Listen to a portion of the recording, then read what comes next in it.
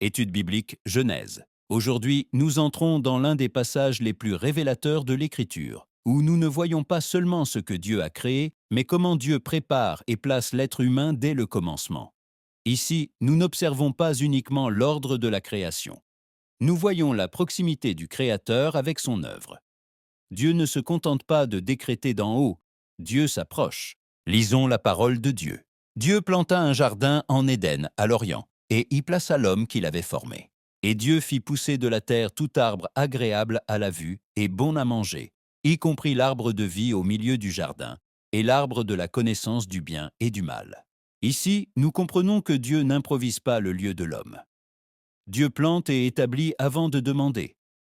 Le jardin n'est pas seulement un espace naturel, c'est un lieu préparé pour la provision, la communion et le dessein.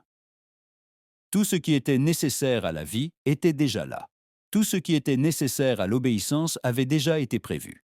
Au milieu du jardin, Dieu établit deux arbres qui révèlent une vérité profonde. L'arbre de vie parle d'une dépendance continue envers Dieu.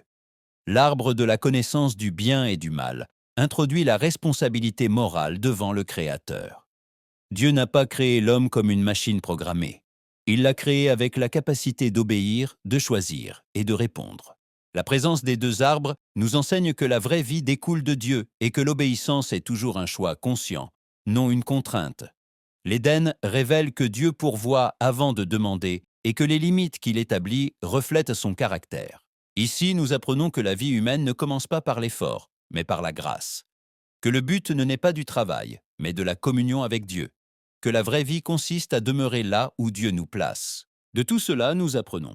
Dieu prépare le lieu avant d'y placer l'homme.